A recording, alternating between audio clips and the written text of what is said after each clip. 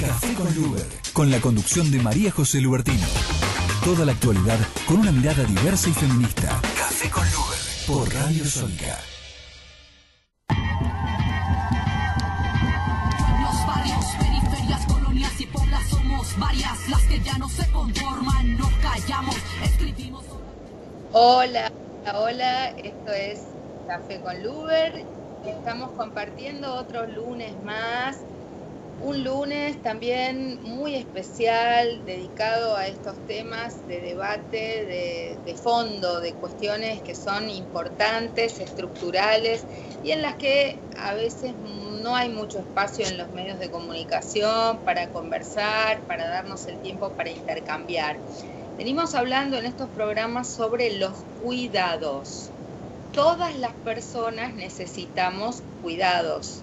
Hay etapas de la vida, hay personas que necesitan más cuidados que otras, y además somos en general más las mujeres quienes más cuidamos. Es lo que se llama el trabajo reproductivo. Hemos venido hablando en estos programas de que los cuidados son una necesidad personal, individual y social. La sociedad no podría vivir sin personas que nos cuiden. Pero además también los cuidados son un derecho de los niños, niñas, de los adultos, adultas mayores, de las personas con discapacidad. También tiene que haber cuidados que tienen que ver con la salud, con la educación, que son cuidados universales para todos. Y también los cuidados son un trabajo que muchas veces no está remunerado o no está suficientemente remunerado. Hoy vamos a dedicar el programa para hablar de los cuidados que requieren las personas con discapacidad, pero también no queremos dejar de hablar de los apoyos que requieren las personas con discapacidad, porque según la Convención de Derechos de las Personas con Discapacidad, en realidad las personas con discapacidad son sujetos de derecho, personas autónomas, que en principio, aunque necesiten apoyos y cuidados, bueno, tienen que valerse por sí solas. Entonces también la manera de mirar los cuidados que necesitan no es una manera que suple su presencia o su decisión, sino que acompaña. Para hablar de esto tenemos hoy 4 invitados, invitadas muy especiales, y le voy a dar la bienvenida en primer lugar a Remigia Cáceres. Ella es secretaria de Discapacidad de la CTA, de la Central de Trabajadores de la Argentina, y bueno, desde hace muchos años somos muy amigas y hemos venido trabajando juntas a lo largo de estos años, tanto cuando yo estuve en el INADI como cuando en el Observatorio de Derechos de las Personas con Discapacidad, básicamente porque hemos ido creando juntas nuevos derechos y nuevas herramientas, y sobre todo tratando de crear observatorios para el seguimiento de los derechos de las personas con discapacidad a lo largo y ancho del país. Así que, bueno, una gran alegría tenerte en el programa, Remi, y espero que prontito, si no se contactó todavía Julie, podamos tenerla pronto en línea, y ni bien esté, la presentamos también. Pero, bueno, contanos un poco cuáles son tus reflexiones en relación al tema de los cuidados, una necesidad, un derecho, un trabajo. Y también, bueno, vos estás en una central de trabajadores, trabajadoras, así que tienen que mirar las dos caras de la moneda. Exactamente, es muy valioso lo que estás introduciendo, Lubertino. La verdad, contenta, por fin puedo estar en tu programa, no presencial, pero estamos acá al fin. Agradezco la invitación para que nosotros podamos exteriorizar todas estas preocupaciones de las personas que cuidan, ¿no? Nosotros como central, como vos bien lo había dicho, habíamos tomado esta apuesta, el tema de, en esa época era de quién cuida al que cuida, en el año 2000 aproximadamente. Hoy por hoy, en la época del macrismo, estuvimos luchando por respetar los derechos de las personas, las mujeres con o sin discapacidad que cuidan a adultos, niños, etcétera, ¿no? Que siempre somos las mujeres las que llevamos esto adelante a nuestros hombros, somos siempre las mujeres, las supuestas mujeres pulpo, que con eso, digamos, nos endulzan la vida y seguimos haciendo cosas que realmente no es por amor, sino es trabajo, como vos bien lo habías dicho. Nosotros desde la central retomamos esto y para algunas personas es un boom, porque recién ahora se ve este tema de los cuidados y de las personas que cuidan a otras personas.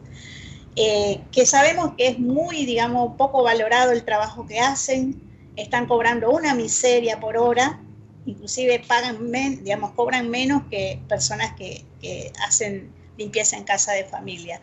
Y es muy preocupante. Hoy por hoy, con este nuevo Estado, con este nuevo gobierno, se está levantando nuevamente esta bandera, ¿no?, de las y los trabajadores que cuidan a otras personas, a otros sujetos, ¿no? Y la verdad que es muy importante que podamos visibilizar más con vos, que veníamos trabajando, como bien vos lo había dicho, desde el observatorio, puntualmente mucho más fuerte en los territorios. Y a través tuyo nuevamente sacar esto es buenísimo, ¿no? Yo sé cuál es tu potencial, cuál es tu compromiso con las personas con discapacidad, y para nosotros es muy valioso. O sea, que nosotros no olvidamos, digamos, esta mano que nos da, que nos diste nos abriste las puertas para que podamos ser partícipes de nuestros derechos. Y nada, Albertino, estoy a disposición, más allá de la Contame un poco, las personas con discapacidad en los distintos gremios y sindicatos están participando en los convenios colectivos. ¿Qué avance hay en el reconocimiento de los derechos de las personas con discapacidad? Y sobre todo, ¿qué avance hay en el reconocimiento también de los derechos de las personas que cuidan a personas con discapacidad? Porque también me imagino que hay circunstancias bastante especiales de papás o mamás con chicos con discapacidad, que además de las habituales necesidades de cualquier chico, bueno, pueden tener seguimientos específicos de cuestiones de salud y también, no sé, en el cuidado a veces de adultos mayores que también pueden ir teniendo discapacidades que tienen que ver con incrementales con la edad, ¿no? ¿Cómo estás viendo el mapa de los distintos sindicatos, convenios colectivos, derechos, legislación, pero hay mejoras por convenio colectivo? ¿Hay algún sindicato que se destaque? En este momento no hay, digamos, un gran desavance en ese sentido. Sí hay una cierta disputa, una cierta, digamos, no sé si decirlo disputa, pero sí realmente hacer, ¿cómo te voy a decir?, escuchar a las otras personas con respecto a sus derechos. Hubo un trabajo con Macha, me acuerdo en el 2018, que íbamos a meter un proyecto de ley para las personas que cuidan o que cuidan. También nosotros desde la central lo que proponemos es que también los permisos compartidos de los cuidados de la familia debe ser ejecutado por los patronales y que los sindicatos lo puedan llevar adelante. Creería yo que este año más allá del virus, iba a ser, digamos, un año bastante fuerte para este sector, porque más allá de que estuvimos y estamos todavía en cuarentena, nos estamos cuidando, seguimos haciendo este debate a través del Zoom. Somos invitados por el Ministerio de Género y la verdad que venimos llevando muy bien este debate y ojalá que salga muy pronto, digamos, una ley que proteja a estas personas que cuidan a los que cuidan. Y aparte, digamos, de esto que vos había dicho también, esto de igual trabajo, igual remuneración, porque casi siempre nosotras las mujeres somos las que quedamos a cuidar de los hijos, privándonos de ciertas libertades e inclusive de ciertos trabajos que por ahí queremos llevar adelante y no lo podemos hacer. Así que nada, estamos ahí debatiendo aún. Vemos muy bien este trabajo del Estado que está realizando hoy por hoy en los ministerios y como sindicato estamos llevando adelante, digamos, muy fuertemente esto del tema de los cuidados. Y en el debate que está habiendo hacia una legislación nueva en materia de cuidados, ¿se tienen en cuenta, hay graves problemas con las personas que cuidan a personas con discapacidad cuando se trata de discapacidades verdaderamente qué sé yo, que dejan a las personas en sus hogares o que las personas no tienen autonomía? En este momento, ¿cómo se arreglan las familias, los matrimonios, las madres, los distintos miembros de la familia que se tienen que hacer cargo de una persona con discapacidad que tiene algún tipo de discapacidad que no le permite valerse por sí?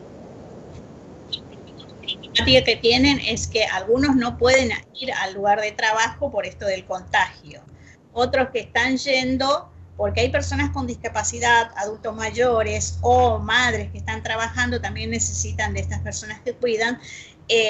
Digamos, no pueden acercarse mucho a la vez por la misma discriminación de esto de que me traes el virus, no me traes, y el sueldo sigue siendo súper bajo, digamos. ¿Me entendés? Es que no hay, digamos, una forma de retribuir el sueldo a las personas que cuidan. Es, digamos, muy, muy crítico la situación.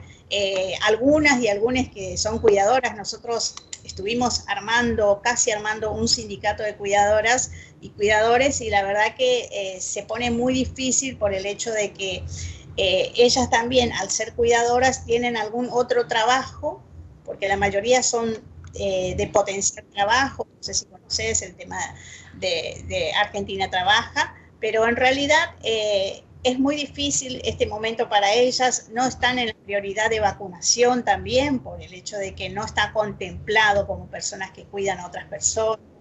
Así que nada, estamos ahí en la lucha, Luber. Bueno, y la tenemos en línea, no sé por qué no se habrá podido comunicar con el Skype a Julie Almirón. Ella es una de las coordinadoras del Observatorio de Derechos de las Personas con Discapacidad de la Ciudad de Buenos Aires. Si no la podemos tener en imagen, seguramente tendremos su foto también para verla. Así que, bueno, Julie, contanos un poquito cuál es tu experiencia. ¿Nos estás escuchando? Hola, buenas tardes. Buenas tardes a toda tu audiencia. Sí, estoy escuchando. No pude abrir Skype, no sé por qué, pero no se abrió. Estuvimos intentando. Y mi experiencia se basa en, bueno, soy también presidenta de la Asociación Polio Pospolio Argentina, y la mayoría de las personas que tuvieron polio y que ahora sufren del síndrome de pospolio precisan muchos apoyos de personas que las acompañen, también apoyos de medicinales o rehabilitación, y les cuesta muchísimo en este momento conseguirlos. Bueno, en este momento cuesta muchísimo conseguir todo.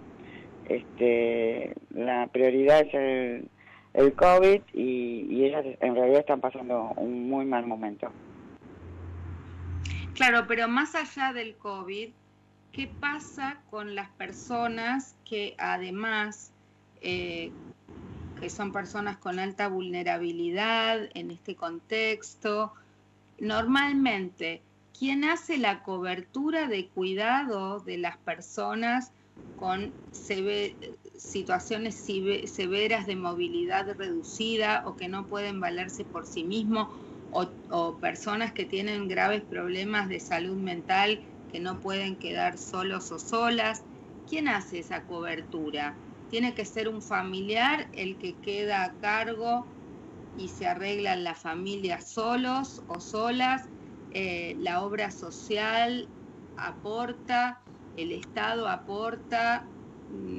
¿El sistema educativo aporta? ¿Cómo se hace? ¿Quién cuida estas personas que a veces requieren un acompañamiento permanente? Claro.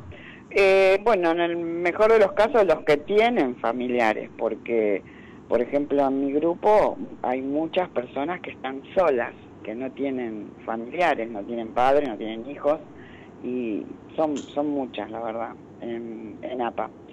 Y los que pueden recurren a la obra social y terminan siempre haciendo un amparo.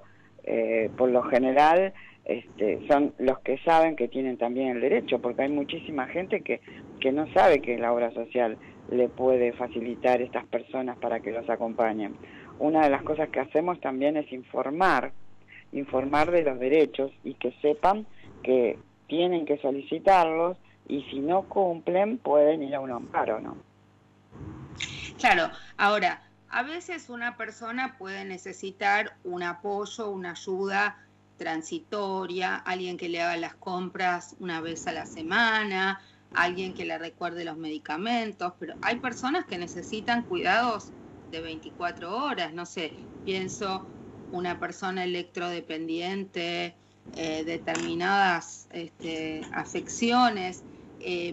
Las coberturas de las obras sociales alcanzan, las personas que hacen este trabajo están bien pagas, es personal especializado o se pone a cualquiera a cuidar a una persona con determinados requerimientos especiales. No, bueno, hay diferentes casos. La mayoría, por ejemplo, yo sé de varias personas en el grupo que están, como es muy bajo los montos que se pagan, tienen personal que en lo mejor de los casos son la mayoría venezolanos y están acompañándolas, pero tampoco están durante mucho tiempo. O sea que además de esa persona tienen que contratar a otras porque las obras sociales no les pagan las 24 horas o no les paga lo que les corresponde.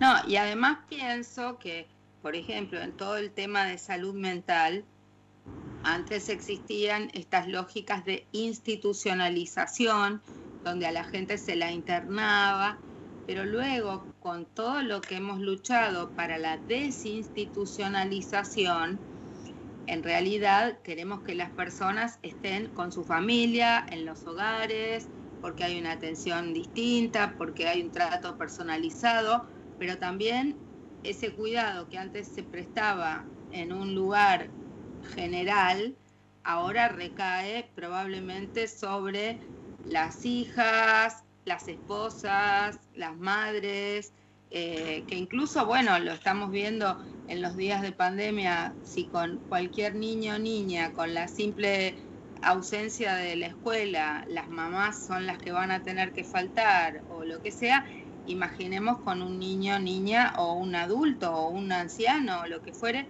con algún tipo de afección que no se lo pueda dejar solo, ¿no?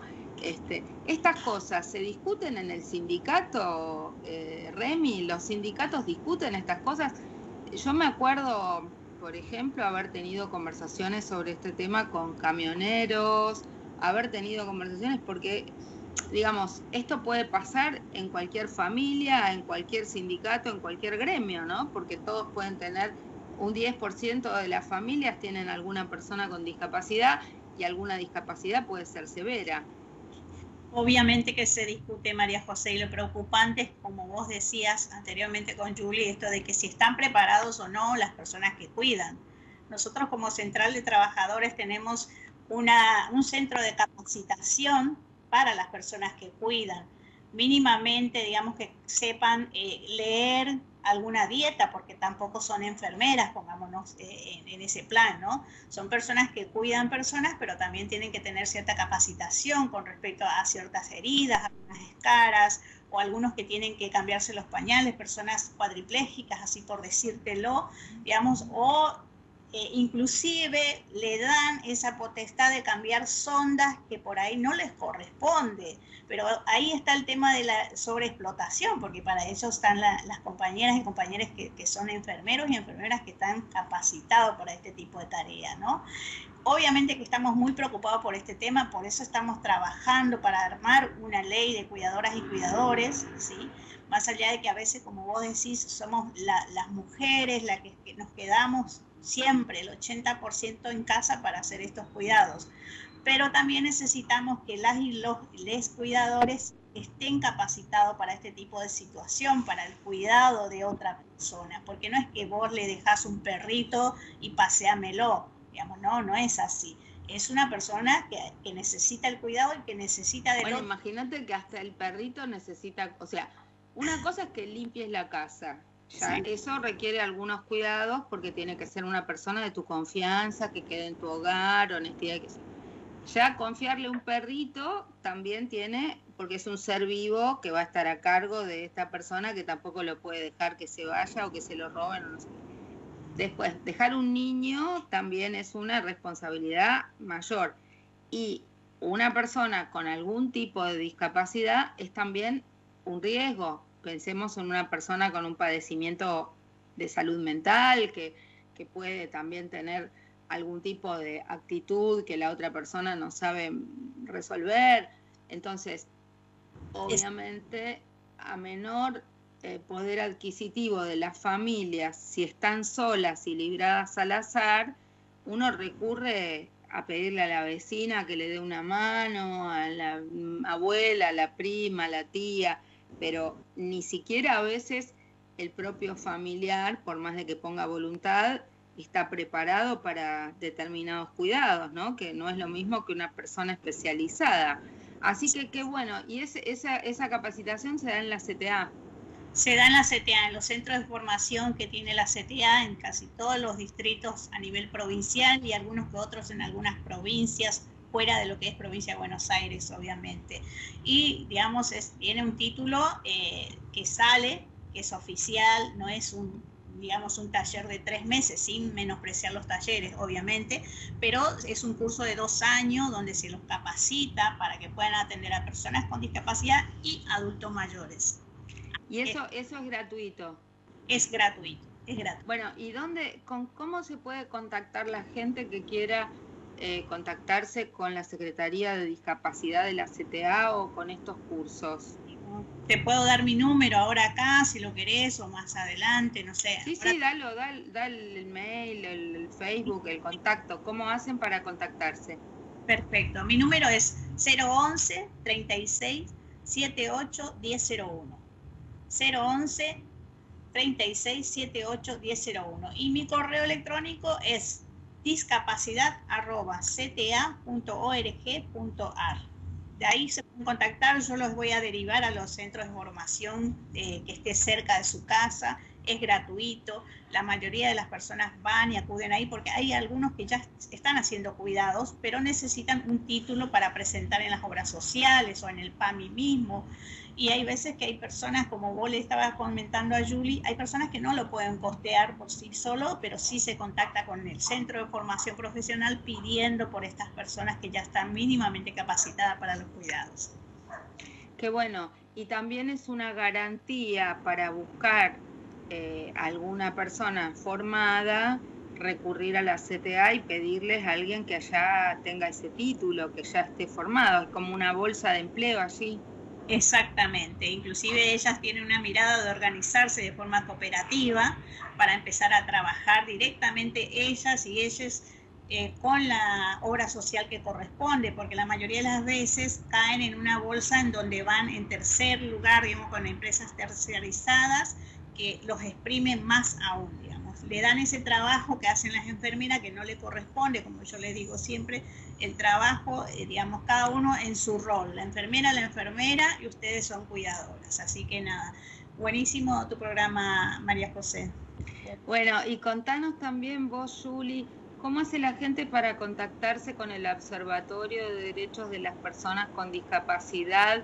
Si tienen algún problema, por ejemplo, ustedes le pueden hacer el puente a las personas o explicarles cuáles son los derechos, si necesitan un cuidador o una cuidadora para sus hijos, para ellos mismos, para los familiares, cómo tienen que hacer en la obra social o en la prepaga para recurrir y requerir ese cuidado.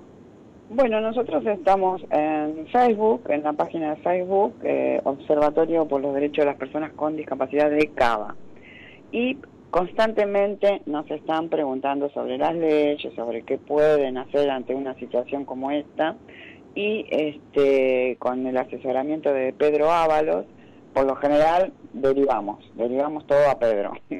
Y de esa manera le explicamos cuáles son sus derechos, ¿no?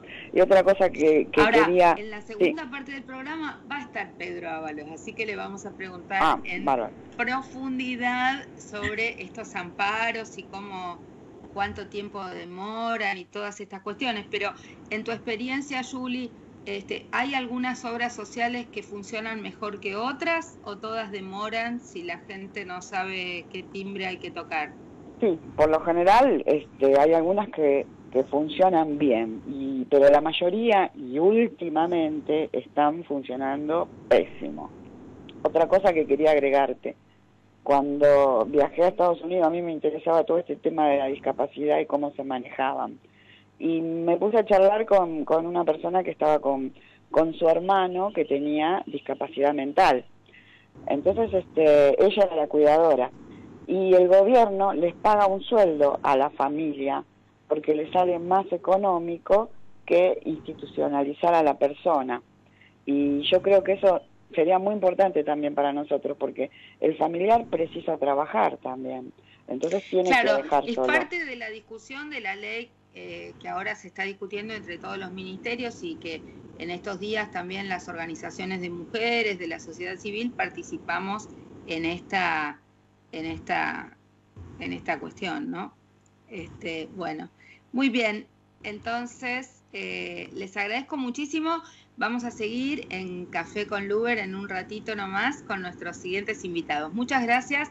Hablábamos con Remigia Cáceres de la Secretaría de Discapacidad de la CTA y hablamos con Julie Rosa Almirón del Observatorio de Derechos de las Personas con Discapacidad de la Ciudad de Buenos Aires. Un beso grande y seguimos con más Café con Luber. Estás escuchando Café con Luber, con la conducción de María José Lubertino. Toda la actualidad con una mirada diversa y feminista. Café con Luber, por Radio Sónica. Seguimos con más Café con Luber, hablando de cuidados y la necesidad de profundizar en este tema de las personas con discapacidad, la necesidad de los apoyos, la necesidad de poder trabajar en profundidad, reflexionando que los cuidados no son solamente una necesidad o un derecho, sino también un trabajo, la inequitativa distribución de los cuidados entre varones y mujeres, y a veces cómo estos cuidados, estos apoyos, se quedan librados a lo que cada familia pueda, a lo que el bolsillo de cada persona pueda, cuando en realidad el Estado debería garantizar una inclusión en estos apoyos, en estos cuidados para todos y todas, ¿no? Bueno, para hablar de esto en este segundo tramo estamos con Pedro Ábalos. Él es vicepresidente de la Confederación de Jubilados y Pensionados y también es abogado con discapacidad, un especialista en el tema y un gran activista. Es de las personas que más amparos ha presentado frente a las obras sociales o a las prepagas para que cubran estas tareas de cuidados y de apoyos de las personas con discapacidad. Hola Pedro, ¿cómo estás?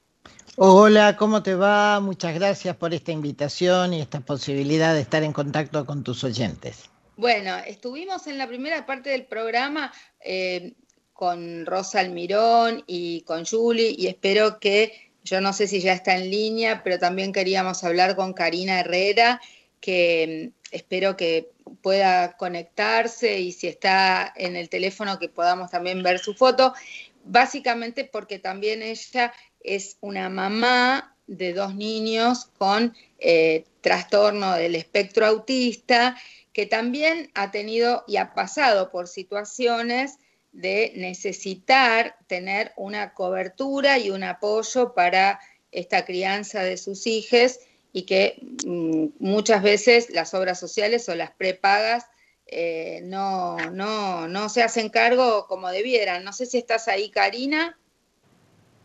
Hola, ¿cómo les va? ¿Me escuchan? Sí. Ay, bueno, perfecto, entonces. Ahora todavía estoy viendo cómo es el tema de la cámara, pero bueno, mientras tanto, buenas tardes a todos, a todas. Gracias por el espacio, María José. Un gusto saludar al resto de los invitados ya conocidos, ¿no? Tanto Julie como Remy como Pedro, compañeros de muchas y muchas marchas que hemos tenido que realizar en pos de los derechos humanos de las personas con discapacidad. Hola, Cari, ¿cómo estás? Bien, ¿vos, Pedro? Bien, bien. Bueno, contanos un poquito cómo fue tu experiencia como mamá de 2 chicos con trastorno del espectro autista. Mira, fue complicado porque a partir de la obtención del CUT, de primero de Santiago y luego de Julián, nos encontramos con diversos tropiezos, ¿sí? Con el tema de la aprobación de las terapias, con el tema de conseguir a los prestadores y prestadoras para cada una de esas terapias y también con el problema de la de aceptar a los chicos en la escuela común, porque yo justo entro en la etapa donde se resuelve la resolución 311 que habla de la educación inclusiva. Entonces los nenes fueron de esos primeros chicos que estuvieron bajo esa normativa. Y el tema del cuidado es un tema arduo para una mamá sola con 2 chicos de las características de los niños. Es un tema complicado en el día a día. Y contanos un poquito si vos pudiste lograr algún tipo de cobertura. Vos sos una mamá sola con 2 chicos. Yo soy una mamá sola con 2 chicos. Yo no tengo ningún otro familiar que me pueda ayudar con el cuidado de ellos. ¿Y lograste que la obra social o la prepaga te cubriera, te aportara, te pusiera a alguien que te ayude en el cuidado? ¿Los chicos van a la escuela? Mira, fue toda una lucha. De hecho, tuve que recurrir a la Defensoría Oficial para la obtención del acompañamiento terapéutico de Santiago en la obra social anterior. O sea, me dieron un acompañante para Julián, pero no me querían brindar acompañamiento para Santiago. Y bueno, dado que yo necesitaba para ambos, porque muchas veces los horarios de uno y del otro, de las terapias, chocaban, y no podía trasladarme con uno para una punta para un consultorio y para el otro, para la otra punta, al otro consultorio. Entonces no tuvieron más remedio que decir, bueno, señora, está bien, le vamos a otorgar el acompañante para Santiago. ¿Qué pasa con esto? El acompañante viene al domicilio, te asiste en llevar o traer al niño o a la niña a sus terapias, pero cuando termina su horario, vos te volvés a quedar con los 2 niños en casa y por ahí no llegaste a hacer todas las cosas que requiere la casa, ¿no? El hacer los mandados, la comida, ordenarle las cosas, preparar lo que necesitas para las distintas terapias. Durante la etapa de pandemia, para cada sesión, yo tenía que ir preparando los materiales que me iban pidiendo y aparte las cosas de la escuela. Entonces, la verdad que no me daban las manos, porque hasta que pudieron empezar a venir a casa, fue muy complicado. Y otro tema, la conectividad, que me parece que ya debería ser otro derecho más que tenemos que tener. Yo no puedo tener a los 2 chicos con todas las terapias y con la necesidad de conectarse con la escuela y solo dependiendo de mi celular. O sea, le pasa algo a mi teléfono y nos quedamos totalmente desconectados, tanto del área de salud, que son sus terapias, como de la escuela, que es su otro derecho, el acceso a la educación.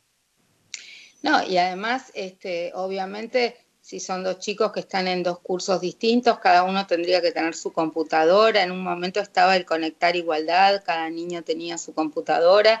Eso, por lo menos en la Ciudad de Buenos Aires, lo dejaron de lado.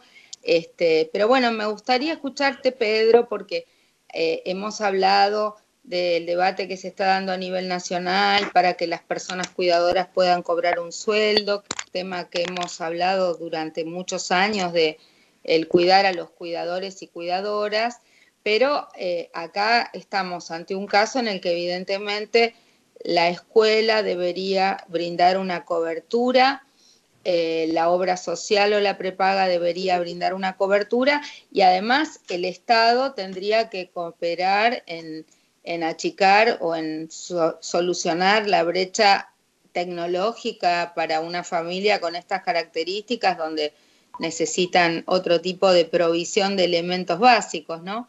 ¿Cómo estás viendo este tema? ¿Cómo están trabajando ustedes y los amparos que has presentado? ¿Qué resultados han dado? Bueno, lo primero que yo querría destacar es que en este aspecto hay 3 figuras centrales. Una figura se vincula con la salud mental y tiene que ver con el acompañante terapéutico, que es distinto de aquella persona que necesita una asistencia domiciliaria para vestirse, para alimentarse, para problemas que no están vinculados con una decisión del equipo médico que atiende los problemas de tipo cognitivo. Esa es la primera distinción. La segunda distinción es que el asistente domiciliario es una figura nueva, fue introducida en el año 2009.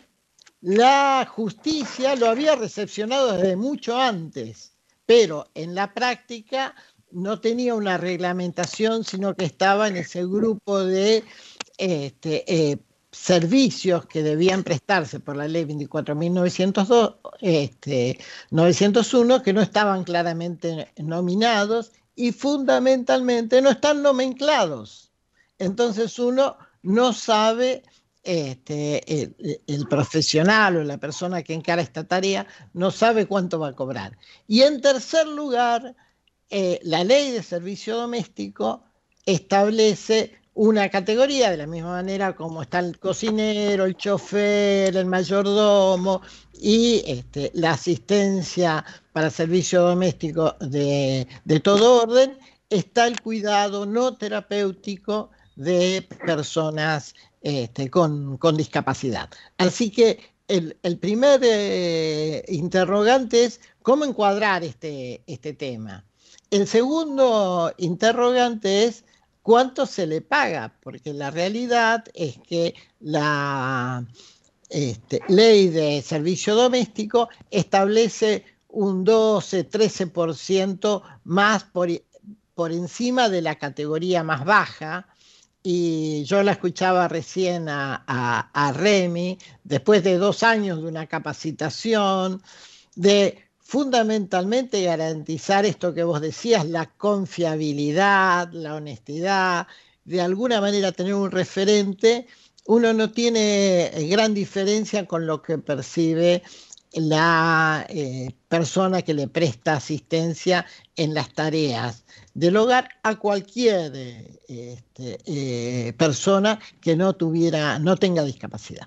Entonces, me parece que es el segundo punto. El tercer punto es que no se alcanza a percibir todavía desde las obras sociales lo importante que es darle esta asistencia domiciliaria, y es mucho más económico que institucionalizarla, y mucho más sano para la persona con discapacidad, obviamente. Entonces, esto me parece que aún desde el mero cálculo económico, el tema reviste mucha importancia. Y finalmente, en un panorama así muy abuelo de pájaro, lo que nos ocurre con todas las obras sociales, con Incluir Salud, con el PAMI, es que primero te dicen que no. Después si uno insiste, etcétera, realmente se puede lograr que se brinde la asistencia que corresponde.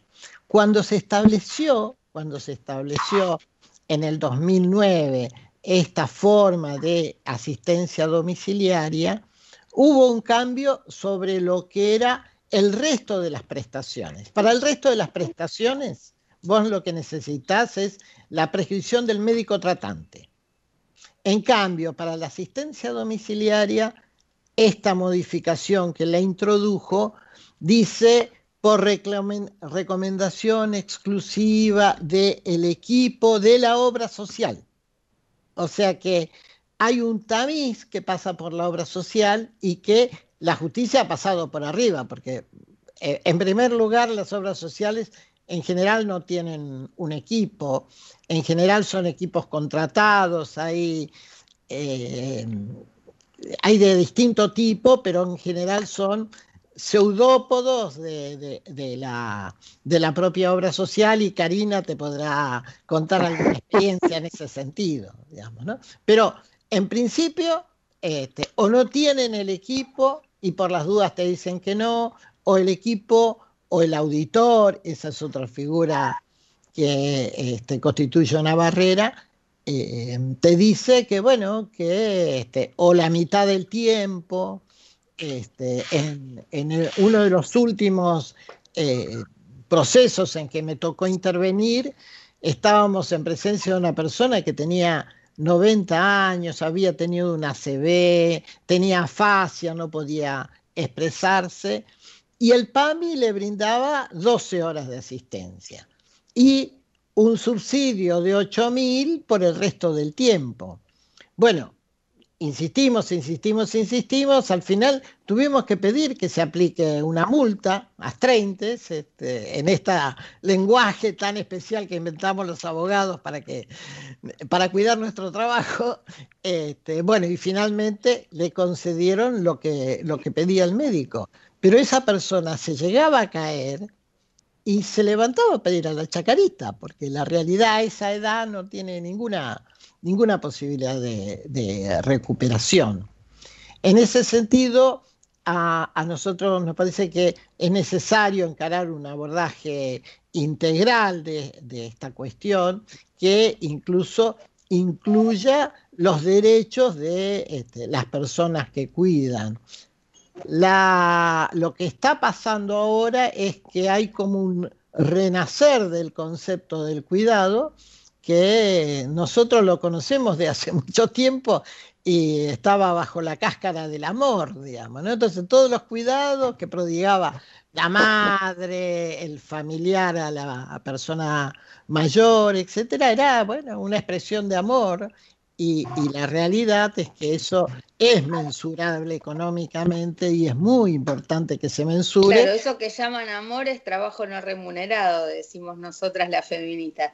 Por supuesto que hay amor, pero también tiene que haber el reconocimiento de un trabajo. Contanos un poco, Karina, en relación a tu caso concreto. ¿Vos tuviste que luchar contra la obra social o ahora te prestan? ¿Qué tipo de asistencia vos necesitás y qué tipo de asistencia le brindan a tus hijos? Por el momento conseguí, luego de 2 años de litigar vía administrativa, porque yo al no ser titular estoy bajo el pie justamente del mandato patriarcal, porque el titular es el progenitor de mis hijos, y obviamente no me brinda ningún tipo de ayuda porque él siempre tuvo rechazo hacia la discapacidad de nuestros hijos. Entonces, ya en esa primera barrera lo tengo que hacer vía administrativa.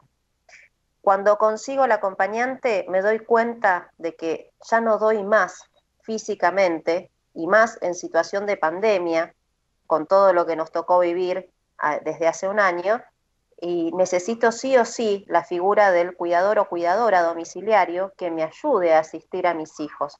Yo cuento con el acompañamiento terapéutico, ¿sí? Que siempre te dan 4 o 5 horas diarias de lunes a viernes. Pero de lunes a viernes los niños tienen alguna actividad, tienen alguna terapia. Sábados y domingos no tenemos nada, ¿sí? Sábados y domingos estamos encerrados desde siempre, incluso desde antes de la pandemia, cuando yo ya no podía salir con ambos chicos. Entonces vos decís, ¿qué hace una familia un fin de semana? Se va a visitar amigos, se va a visitar parientes, sale a pasear. Yo nunca pude hacer eso con mis hijos. ¿Por qué? Porque me faltan manos, porque tengo solo 2 manos, y si uno quiere ir para un sitio y el otro quiere ir para el otro sitio, no tengo manera de dividirme. ¿Qué edad tienen los chicos ahora? Santiago tiene 8 años y Julián tiene 6. Y yo estoy sola con ellos dos desde el 2016, que conseguimos salir de una situación de violencia familiar extrema, donde fui víctima de violencia de género extremo también, en todas sus variantes. Y bueno, la verdad que me costó mucho reinventarme, pero salí adelante gracias a mis hijos, ellos siempre fueron mi motor. Y creo que justamente, ¿no?, la lucha feminista, María José, tiene que ver con eso, ¿no? Con que el cuidado es amor, sí, pero también es mensurable.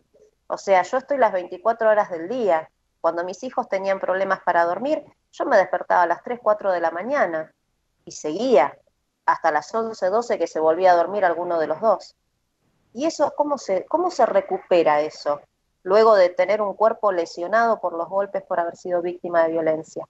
Yo sufro de cervicales. Yo este fin de semana estuve mareada por las cervicales, dolorida. Y bueno, mis hijos me tienen paciencia, se dan cuenta que mamá está mal, por más que son chiquitos. Y me tienen paciencia y saben que hago las cosas más lento cuando me siento mal. Ellos ya lo saben, ya lo entienden, por suerte. Y me ayudan dentro de sus posibilidades Obviamente me ayuda más Julián, que es el que se desarrolló mejor porque tuvo acompañamiento desde el primer momento, y a Santiago no, a Santiago siempre tengo tropiezos. Entonces la situación mía en este momento es que me derivaron el pedido de cuidador o cuidadora al equipo interdisciplinario, al filtro.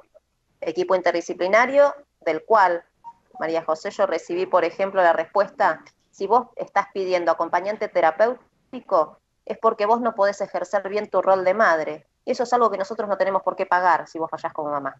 Esa fue la respuesta que yo recibí de un equipo interdisciplinario, de un psicólogo que está a cargo y que es el director de ese equipo.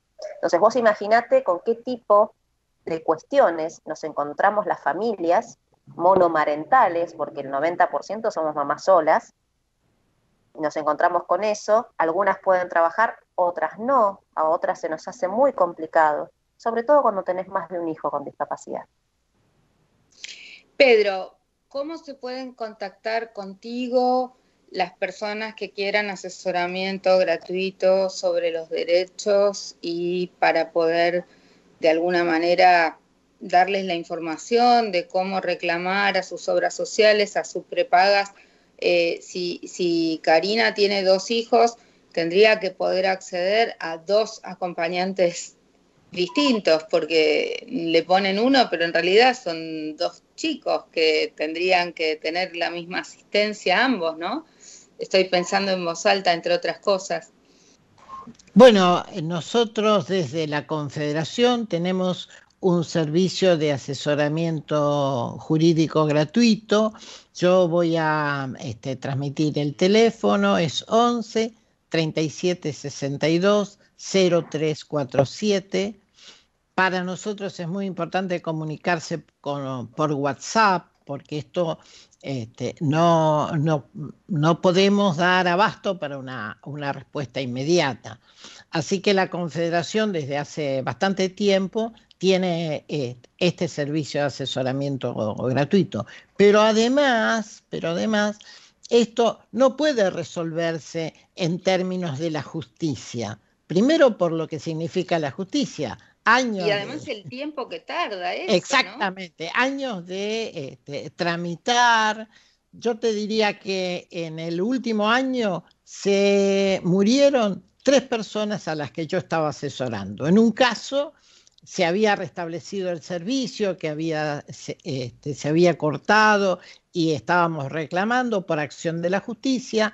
En otro de los casos estábamos en ida y vuelta donde uno pide, la obra social plantea alguna observación, etcétera. Todavía no se había restablecido el servicio, y en el tercer caso la persona estaba reuniendo los papeles, porque además tenés que presentar todos los originales actualizados. Bueno, es una situación sumamente delicada. Además, en los términos del COVID, las personas con discapacidad están mucho más expuestas. El promedio de las personas que no tienen discapacidad de muerte es del 2,2%. Y en el caso de las personas con certificado único de discapacidad es del 7%.